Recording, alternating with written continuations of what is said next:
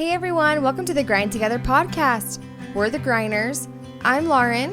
And I'm Matt. And on this podcast, we want to create opportunities for growth through real conversation. Let's go. What up, guys? We are back to have some time with you. Yeah. All right, cool. We started this new segment with our conversation cards. And if you don't have these conversation cards, you should for sure get them. They're phenomenal stocking stuffers. They're also a great little gift you could get your significant other to be like, hey, yo, I'd like to connect a little bit better. Yeah. These are money. I remember, I'm actually going to talk about this really fast. I remember when our relationship was like really rocky. Mm-hmm. Truthfully, like what kind of inspired these was our relationship was absolute dog shit. And I planned this like anniversary picnic. Yeah. And we showed up to the picnic and there was a different brand of conversation cards like sitting on the table. And I remember you were like looking at them and doing this thing and you were like, we should do these. And I was like, I don't know if I want to. And it was interesting because I remember going on that date with you and being like, what are we going to talk about? Like all we're doing is fighting. We're arguing about everything. Like I don't really, like I think I know him because I've known you for so long. Mm-hmm. And the cards were so interesting. And they brought out like a different level of communication with us at that time. And then from there, we were like conversation card whores. Like we got every box you could get. Yeah. And so I compiled everything that like we had taken because we bought so many boxes and compiled it into 4 categories that I love. Yeah. And that I know will help everybody that purchases them. But it's true. Like, I don't think that a lot of people understand where their relationship is at because it's like we just fall into the trap of life, and this absolutely pulls you out of any lull that you are in your relationship because it gets you to actually start looking at like what really is for you. So I love the questions in there and I know that they'll help. So grab those. But yeah, this segment is start the conversation. Start the conversation. Oh, I don't know which one I want to pull for you. I'm going to pull for you this go around. I'll answer after. Okay. I don't like that one. Okay, pull a different one. All right. Well, it's just really. That's okay. Just pull it. You're fine. Okay. Screw this. Here we go. We're going to do a mental and spiritual one. I love that. All right. I pulled 2, so I'm going to choose out of these 2. Okay. Stand by, please. Here we go. Also, they're aesthetically just like absolutely beautiful. Matt did a phenomenal job on the design. Thank you. Okay. Oh, I've already asked you this one on this podcast. Okay, cool. So we're going to skip to this one. Can you share a recent moment that made you feel truly alive? Yeah, it's actually today. I was driving in the car and I was like, I literally looked at you and I said, I feel alive today. You did. That's funny that came up. No, and the reason for it is because I've put myself in very uncomfortable situations lately to be able to progress past like what I thought I was even capable of. I love that. And I think we teach it all the time, and it was interesting to apply it into my own life. Not that I haven't before, but for something different, and to feel so much resistance towards something, knowing that I had to do it and then actually doing it, that made you feel alive. Like and this is where like even for myself, like getting out of addictive patterns, it's pushing into fear because the real dopamine lives in like the way that your brain lights up when you feel like you're aligned with who you're supposed to be and what you're supposed to be doing. I love that. Rather than just like putting it on other vices. But yeah, I love that question came up because it honestly was today that I felt that. So well, there you go. Yeah. Feeling alive. Mm-hmm. Okay. So in this episode, we want to talk about how frustrating spouses can be. And if you know us at all, like, you know that we talk about fighting and we understand that fighting's a very healthy thing in your relationship, but it's very frustrating because we let the other person affect us so much. And we want to talk about how to kind of reframe this and say, like, it might be the biggest blessing for you that you're frustrated with your spouse right now. Yeah. I can think of all the times that I am absolutely just bugged with you. Because during the holidays, this might be a big thing for people. Yeah, like Matt likes to shit on just about everything Christmas related. Like I think people know this by now, but yeah. And I always get really frustrated with it because I want you to love what I love, but I know that that's not reality. And so there's a little bit of sense of like guilt there. And so that's interesting. Like we talk about using your partner and what pisses you off or what bugs you about them, to then turn around and look at yourself a little bit, which I know this concept's really hard because it's so much easier just to blame you. Like, it's easier for me to say to you, you're just a freaking Grinch. You don't care about anybody.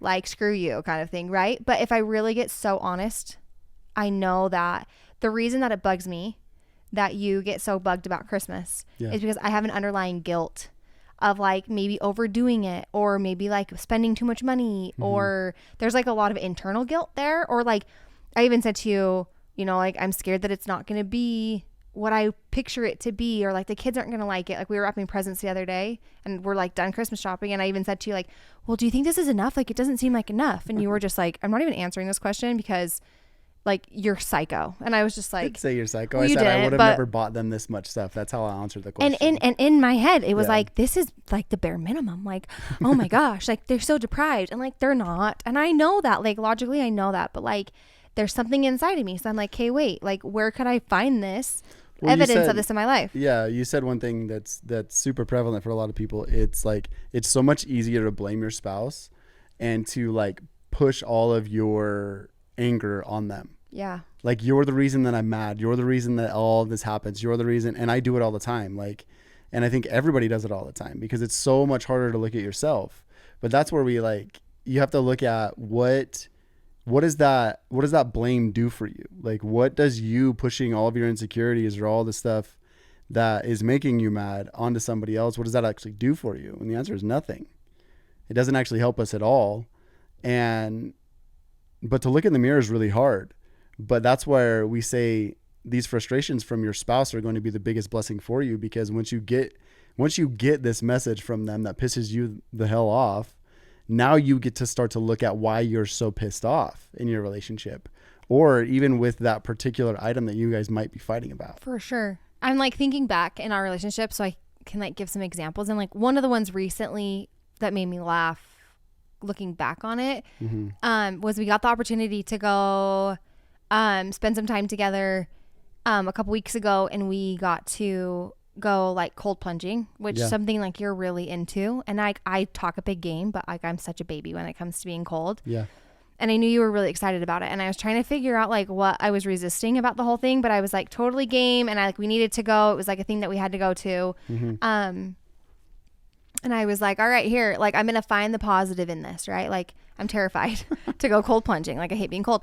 So we like showed up and we got there. And the whole time, this is like the funny part, is like in our relationship, I like to take this like role of like, yeah, no, like I'm really like motivated and like, I totally got this. Like it's easy. Like I feel like that's just like a common like thing in my head.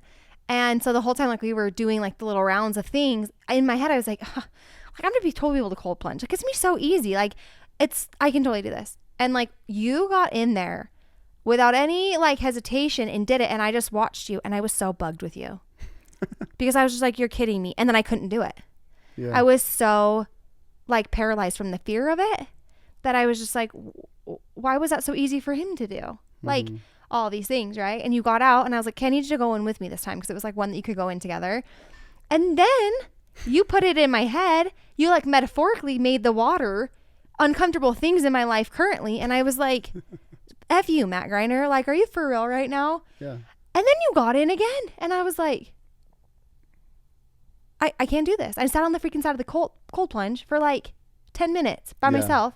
You had gotten in and out. You were like doing your own thing, and I was so frustrated with you because I was just like, why is this so easy for him? Like mentally I like to talk a big game, but like why am I not as mentally strong as you are in that thing, right? Well, just with that one thing. Yeah. Well, I think there's a lot though that like we complement each other on, but I'm so grateful for you because you gave me that opposition. You gave me a chance to look at myself, and I was like, wow, I am resisting so many things. And there's like a whole other part of that story that like I could go into, but it was really cool to finally do something and feel very empowered in that through your example and through like being like, I truly was like, I can't let him show me up in this moment. Like, not that I think you even would have cared had I gotten in. I think you just would have been like, oh, okay, cool. Like, let's go do something else. But it was like the principle of like, I didn't want to let you down, but like internally, I really couldn't let myself down. Like I couldn't get myself to not do it because I was so scared of like, what is he going to think about me? And I really care a lot about your perception of me. I do. Yeah. So that's probably your answer to the question of like our conversation cards. Like when's the last time you felt alive? Yeah. It's probably that night, huh? It was. So there are a lot of people that I know personally that do not like to take accountability for stuff. Like they like to let it be somebody else's problem. And I think this is where this topic that we're talking about comes into play, because when you do this work, you can't let it be somebody else's problem. Yeah. And you have to take accountability for things.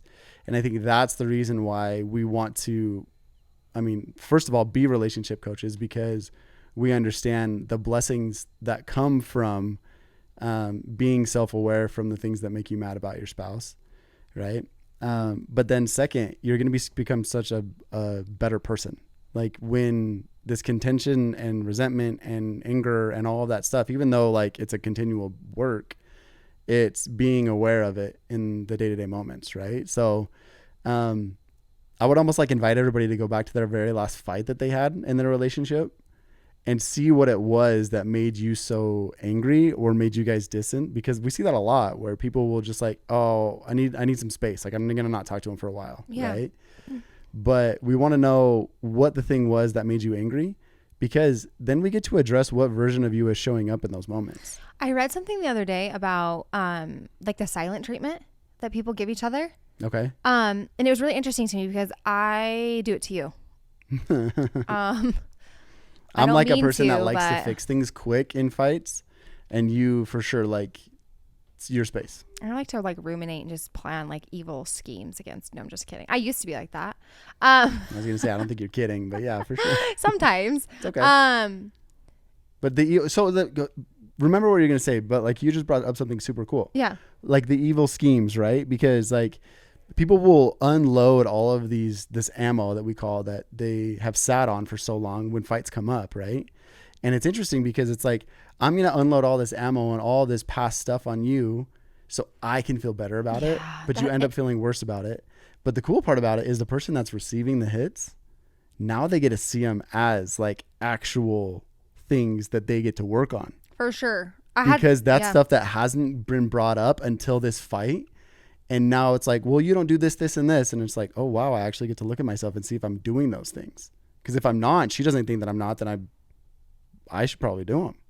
For sure. Right? Like that's part of me that I need to fix to become a better man in this relationship or whatever. So that's interesting. I hate being like the receiver of those things sometimes because it's hard. Like I even said to you last night about like a recent conversation we had, and I was just like, I didn't feel like I did any of those things. And I was like kind of blindsided. I just like, I didn't. And then I got to look at it, and some of them I was like, oh yeah, I did that. And then some of them I was like, no, actually I didn't. Or like, oh wait, like I don't actually agree with that concept. But that's not how I saw it. Yeah. But it's interesting because like I feel like a lot of times though, like people that are constantly using ammo, or like I said, like evil schemes or whatever it is, right? Mm-hmm.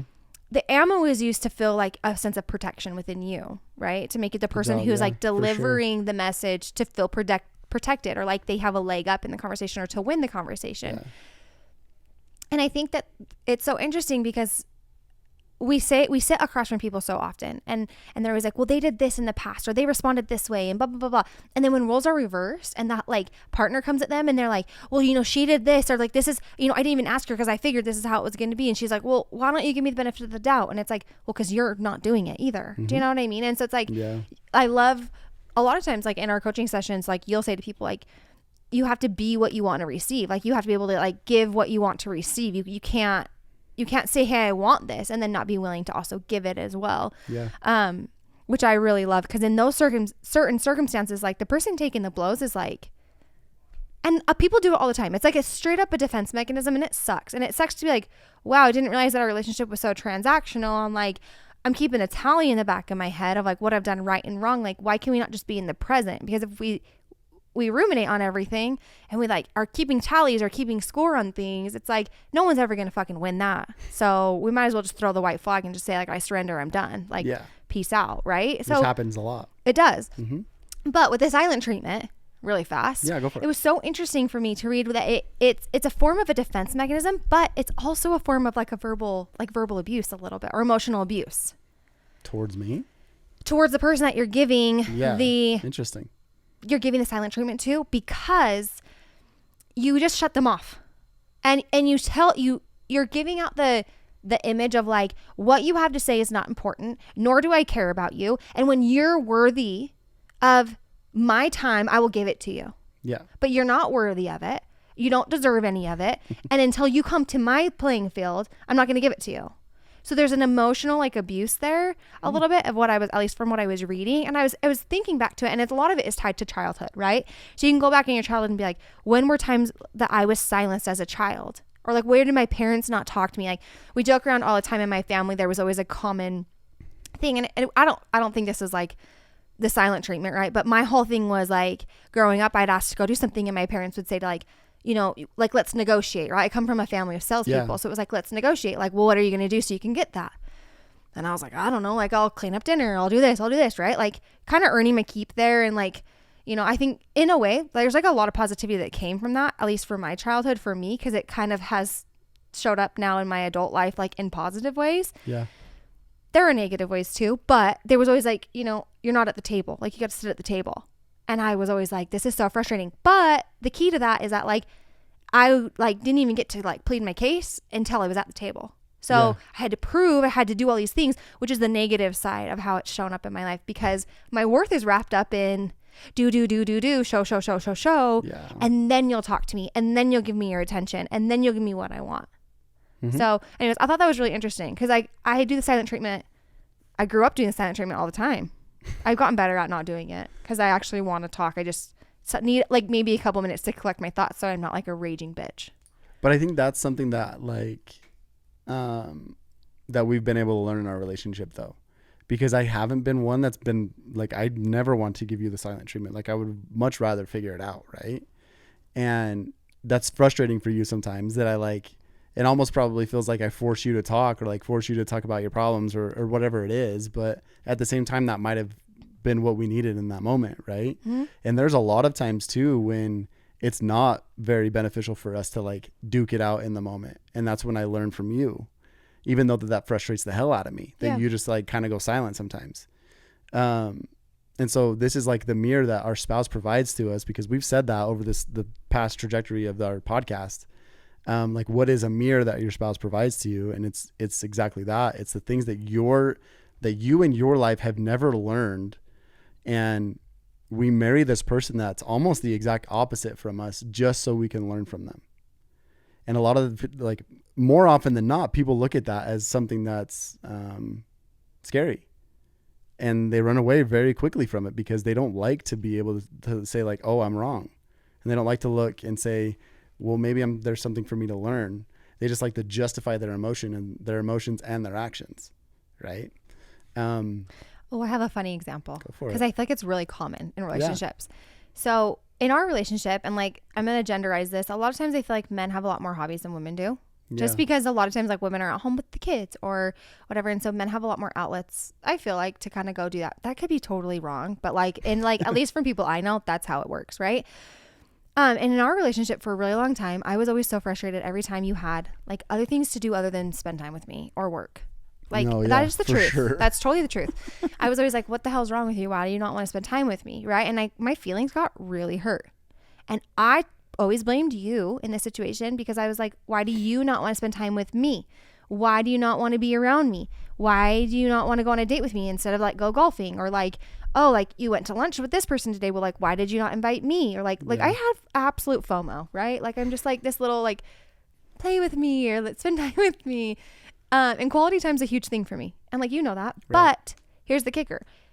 It like equaled in my head that you didn't love me because you were doing those things. Right. And it bugged the shit out of me. I was so angry. I would get so bugged. And I was just like, ugh, this is so annoying.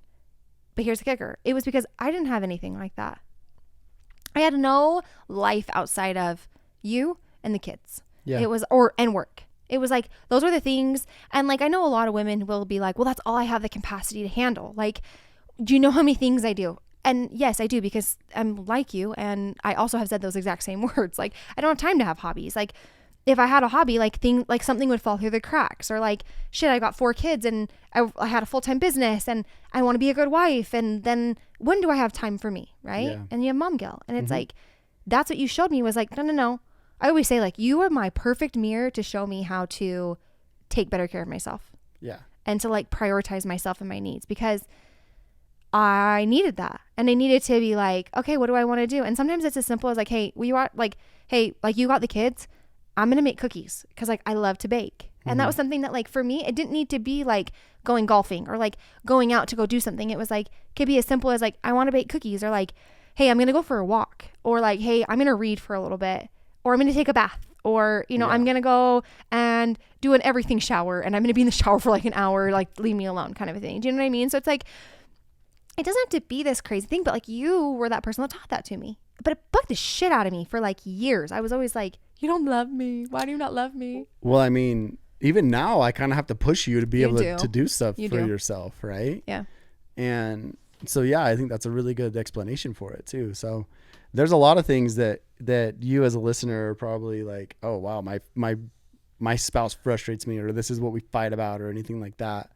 And those are the things that we want you to start looking at, because we want you to take accountability for them. And like, is this actually my fault? Like, why am I actually mad? So one of the questions that is my favorite to ask people in coaching sessions is like, describe your perfect day without your partner being in it. Yeah. Separate them. All right, cool. Like your partner and your kids aren't in there. And I feel like that helps people realize like, oh wait, I am projecting so much onto my partner. Yeah. Because a lot of those things kind of go away, or like, what would I do? And it's like, well, I would do this. Or maybe you're like, I actually don't know what I would do. Do you know what I mean? It's like, okay, well, is that why you're so mad at your partner? Or is like, you know, what's pissing you off about them? And if they're not in your world, then they're not a part of your life right now in this perfect day, because I'm not letting you have them be a part of your perfect day. Yeah. Then how much blame and accountability can you put on yourself, where you're like, oof, like actually all these problems are really mine. They have nothing to do with my significant other. Mm-hmm. And that was actually perfect. I love that. But here's the thing too, is that like we talked about running away, right? When things get hard. Because like if couples fight, we have seen it over and over and over again that like couples do not like to fight. They don't like to have contention in their relationship. Mm-hmm.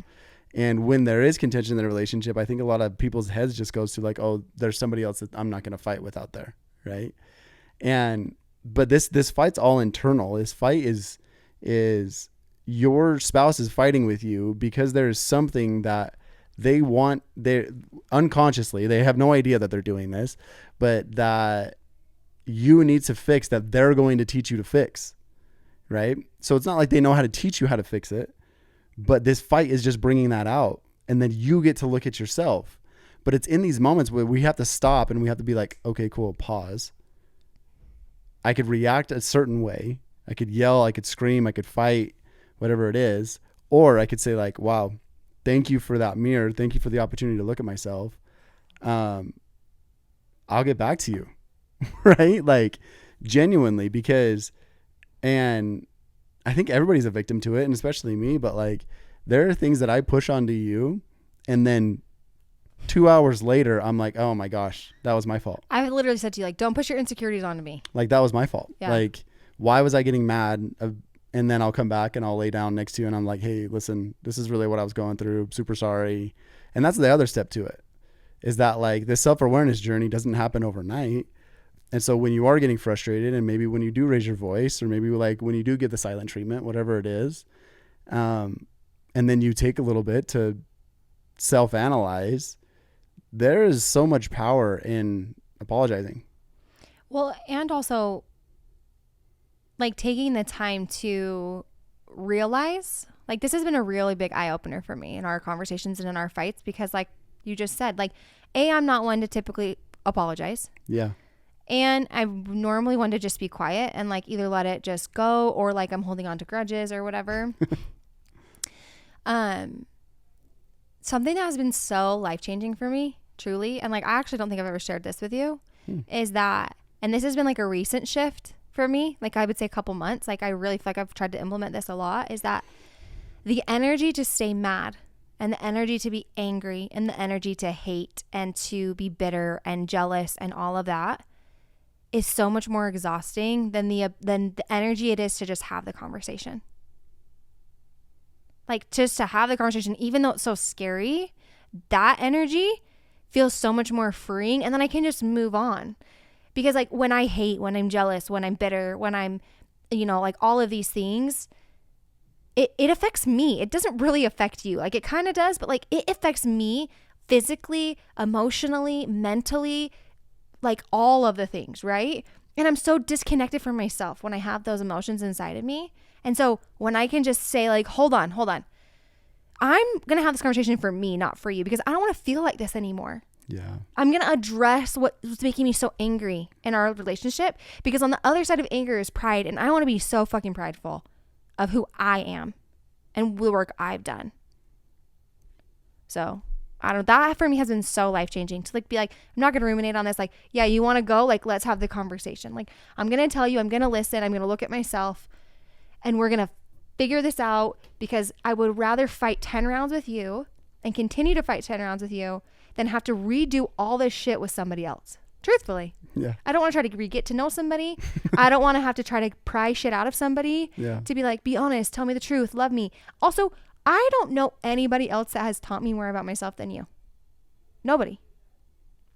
So I would rather fight 1,000,000 times with you than have to start over with somebody else. That sounds miserable. The fighting seems so much easier. That was beautiful. Thank you for that. I'll receive that and go with it. That was amazing. Thank you. But I think it's such a good like example for where the work that we've done in our relationship and where somebody could potentially be. Right? Oh, I know someone could be like in this exact same spot. Like, you can have a relationship that is like this. You can. It's not like we're not some anomaly. Like, we are two normal people who have 4 crazy kids and who constantly typically look at each other like, what is actually happening in life, right? And we're so grateful and we're happy. But like, at the end of the day, like, I choose you and I know that you choose me. And like, going forward, like, that is really genuinely all that matters. And like, everybody can have that. It's just a choice.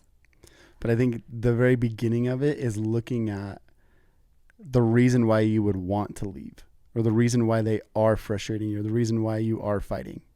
And that's how you get to this point. Because if you can push past those reasons and help each other look inside, then you have somewhere to go in a relationship. Right? So I loved your example. I think that that's perfect. So guys, pick up our conversation cards. This is how it all started for us. Like we said, you have to start having the hard conversations. You have to start actually talking about things that matter.